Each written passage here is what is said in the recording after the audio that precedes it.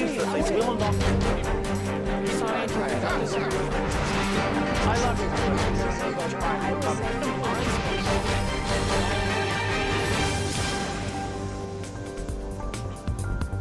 Hello and welcome to Crosstalk, where all things are considered. I'm Peter Lavelle. The reaction from Washington on Russia's upgraded fight against terrorism in Syria gives new meaning to the term shock and awe.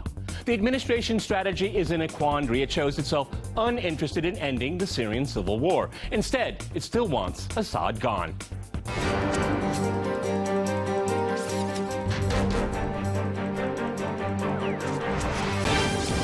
To Crosstalk Russia's role in Syria, I'm joined by my guest, Amar Wakhoff in London. He is a Syrian political activist. Also in London, we have Sharif Nashashibi. He is an award-winning journalist and commentator on Arab affairs. And in Chicago, we cross to Stephen Lenman. He is a writer, author of 4 books, and media host for the Progressive Radio News Hour. All right, gentlemen, Crosstalk rules in effect. That means you can jump in anytime you want, and I very much encourage it. Amar, if I can go to you first in London, reading the Western media and watching American television specifically, somehow I get the impression attacking and destroying al-Qaeda and other terrorist groups in Syria is a bad idea. How did we get to this point? Well, I think they ran out of real moderates on the ground, so they need to back someone, and they chose certain militants with strong Islamic extremist affiliations, including Jabhat al-Nusra, which is al-Qaeda affiliated one. They rebranded them into something called the Conquest Army, and now they're suddenly moderates. And you can't bomb that as long as they're branded moderates. So I think the main issue is that the moderate groups, whenever they were swallowed by more extremist groups, and suddenly they need to find someone to cooperate with against the Syrian government. Okay, Sharif, how do you react to that? Because these, all of a sudden, and this has morphed over the last 10 days or so, this CIA-backed, quote-unquote, rebels in Syria. I mean, it was a secret program a few weeks ago. Now they're saying these are our guys here. How are they our guys, and are they moderates? Go ahead. Well, the CIA-backed program, I mean, which was pretty farcical from the beginning, almost before it began, really, it was attacked by al-Nusra Front to the point where it was almost decimated, and at one point there were only 4 or 5 fighters apparently in Syria from this program. That was the Pentagon's program, not the CIA's program. They're 2 different programs, correct? Well, I mean, what's your point exactly? I didn't really understand. Well, what I'm saying is that if they're CIA-backed, I mean, does that make them somehow good terrorists? I mean, this is what Russia is being accused of hitting American-backed assets. These are terrorist groups, aren't they? Go ahead. Well, look, put it this way. If the U.S. launched airstrikes against regime targets, Russia would be up in arms. So you can't really expect Russia to hit the CIA-backed rebels and for Washington to say nothing about it. It's doing nothing about it, but you don't expect them to not even protest. I mean, Russia has been invited by the Syrian government to conduct operations within the sovereign borders of that country. So, you know, irrespective of what Washington likes or dislikes, what Russia is doing, is working under international law, unlike the American coalition. True? No. Sorry, hold on. I have to cut in there. The Russian foreign minister was very clear last year when the U.S.-led airstrikes began that without a UN mandate, it would be, quote, an act of aggression and a gross violation of international law. These Russian strikes also do not have a UN mandate. That came from the Russian foreign minister himself last year. Well, you'll have to source this one. We don't have time right now, but Russia got the permission, was invited. No, I'm sorry. I'm sorry. That, so it's very obvious that the Damascus government has invited Russia's help, and this is what Russia's doing. Let me go to Stephen here. Steve, so just because the government invites someone to intervene, that makes it okay? No, Russia is doing it legally. The Americans are doing it illegally, and maybe you can address what 20,000 bombs have achieved over the last year. Let's have fair time. Come on, let me at least get Stephen into the program. Sorry, then we can argue. But you're trying to don't filibuster. Stephen, I'd like to go to you in Chicago. Would you like to react to what we've heard so far on the program? Go ahead.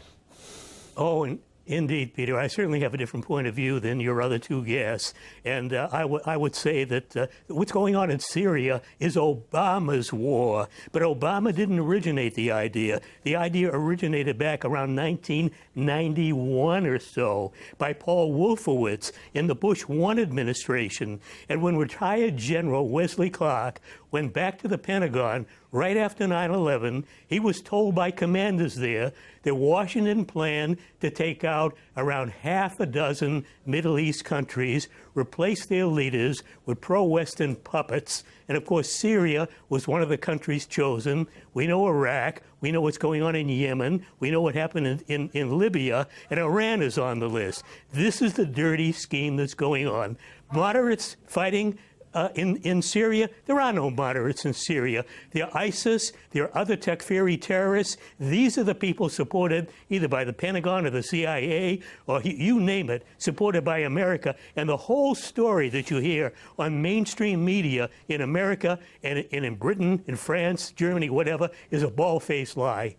Okay, Amar, we can talk about, the legality, illegality, who has the right, who doesn't have a right. Why doesn't Washington want to cooperate, work with Russia, an invited guest into Syria, to work together to take care of what we are told in the West is the scourge on the planet of the Earth, ISIS? Why doesn't Washington want to cooperate? Because they've made it very clear over the last 24 hours, 36 hours, that they will obstruct Russia's efforts. Obstruct, not help. Go ahead.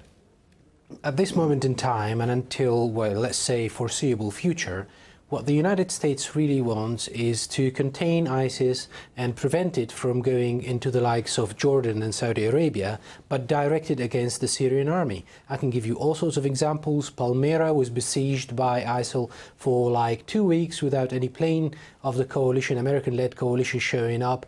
In Deir ez-Zor, the Syrian army has been besieged by ISIS for more than a year, more than the entire coalition operation, and no plane showed up to bomb their targets. And at the end of the day, what they want to do is to use ISIS against the Syrian army. They are happy for them to expand at the cost of the Syrian government. Now, the real question, going back slightly to the legality issue, is that as long as Jabhat al-Nusra is designated by Washington as a terrorist organization, how come they get sophisticated weaponry from Washington, like the TOW missiles, anti-tank missiles? Is it really, so hard to understand that Washington wants anybody to fight the Syrian government rather than try to contain a terrorist organization? So at the end of the day, all they want to do is to get rid of the current Syrian government and force them to accept a certain route towards transitional, whatever they think the transitional We'll talk about is. the transition part a little bit later. Sharif, would you like to react to what Amar just said? Well, I mean, to what point of what he said? He made a few points there. Okay, Washington is supporting certain groups in Syria that are designated as terrorist groups, and they're getting sophisticated weaponry. How do we react to that? Well, I think the situation is very complex. There's lots of claims and counterclaims about who exactly is supporting what. I think I'd like to raise the point that was mentioned earlier by Stephen, I think, was that the issue of regime change in the region. Every regional power and every foreign country that is involved in the region has been quite hypocritical about the principle of regime change. When it suits them, they are very supportive of regime change, and when it doesn't, they don't. For example, the US has obviously been very hypocritical about that. But if you look at Hezbollah and Iran, which have been allies of the Assad regime from the beginning, when the Tunisian dictator fell, when the Egyptian dictator fell, they were very congratulatory about that. That regime change was fine. The moment it came to Gaddafi and Assad, who are opponents principally of the US, then it wasn't fine. So no country here has taken a principle for or against regime change. They simply say, well, if it suits us, we'll be for it, and if it doesn't suit us, we'll be against it. Okay, Stephen, I listened to Barack Obama's speech at the United Nations, and I heard Vladimir Putin's. I mean, he condemned all the regime changes. I disagree with Sharif there. Go ahead. Well, I certainly agree with Vladimir Putin, and I take great issue with Obama and the things that he says and the policies that he's pursuing. A key point, and I've said this in many of the articles that I've written, Daesh or Islamic State or ISIS, give them any name you want, and the other terrorist groups, Al-Qaeda, these are U.S. creations. They're used as proxy foot soldiers to fight America's wars in Syria, in Libya before that. It's going on in Iraq right now. And of course, Russia is very alarmed about the prospect of Russian citizens joining these forces and then coming back to Russia to create terrorism internally inside Russia. And I think probably this was Putin's main motivating factor to want to get involved in this. And just imagine what's going on, Peter. In a few days, Russian airstrikes have accomplished far more than American airstrikes have in over a year. Now, what does that tell you? It tells me that American airstrikes are targeting Syrian targets, not ISIS. Okay, Amar, how do you react to that? Because, I mean, 20,000 sorties over the course of a year, and what result has been achieved? You know, as a matter of fact, most people would say that ISIL, whatever name we're going to use on this program, has actually expanded its influence and range during that time. I mean, I wouldn't dispute much that the American-led coalition did make sort of denial sorties. So they do bomb ISIS a little bit. But at the end of the day, what the Russians have brought here is combat capability. So at the end of the day, they want to defeat ISIS, not to contain ISIS. These are totally different strategic objectives. And that's why we see that the Americans are bombing, say, this sort of place, that sort of place. We need to understand that they're doing something in Iraq as well. But as I told you, you know, in Deir ez-Zor, which is a fight that has been going on a daily basis between the Syrian army and ISIS, nobody is interfering there. Nobody is bombing their places. They clearly want them to overrun the Syrian army whenever they can, just like what happened in Palmyra. But whenever it comes to them, having some sort of a success going southwards toward Jordan or probably towards other areas in the North Kurdish areas or Turkish areas, then that's what the United States gets agitated about and they start bombing. The problem we have is that this is an ideology. This is not a group of militants. This is an ideology. And once they sniff success, they translate that into their exactly. own DNA. Amar, on that point there, we're going to go to a short break, and after the short break, we'll continue our discussion on Syria. Stay with our team.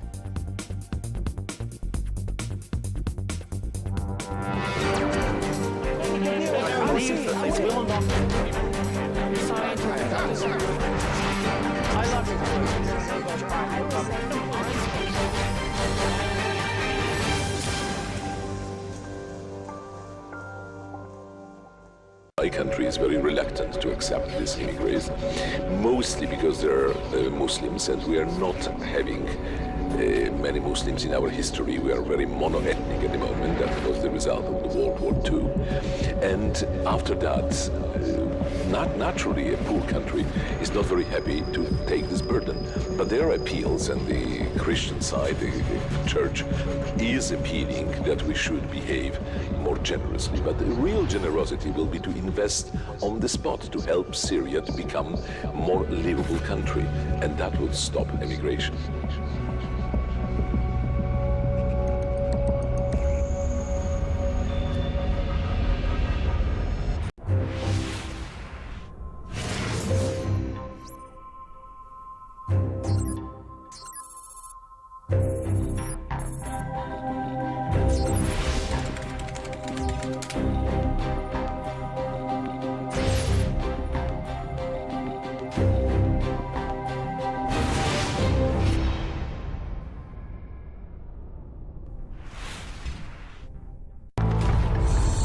The banks are in the business of printing money. I mean, they issue the money. 97% of the money in circulation is loaned into existence by banks, and they love that business. They get huge benefit from that business. As a matter of fact, they print lots of money, and then they put it on deposit at the central bank, and the central bank pays them a rate of interest to the point where they don't need to take any risk by lending that money out to actually fuel the economy in any meaningful way.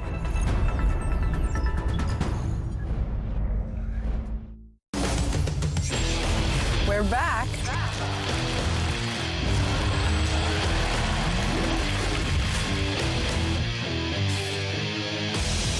Are you ready to be back in the now? 'Cause I am.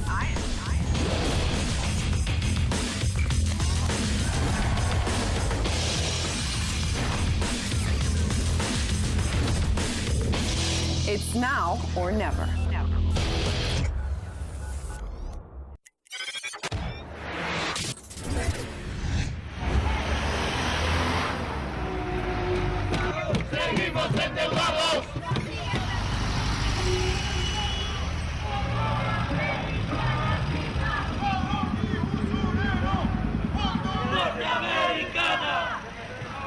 Yankees! ¡Fuerita! ¡Los pueblos!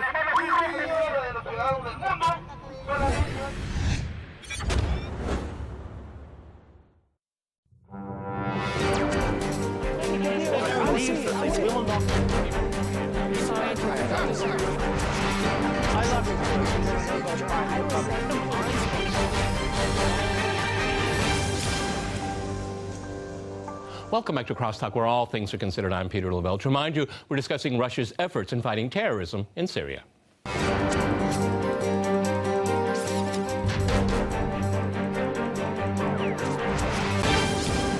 Okay, Sharif, do you think it's instructive to continue to demand the forcible removal of Assad from Damascus?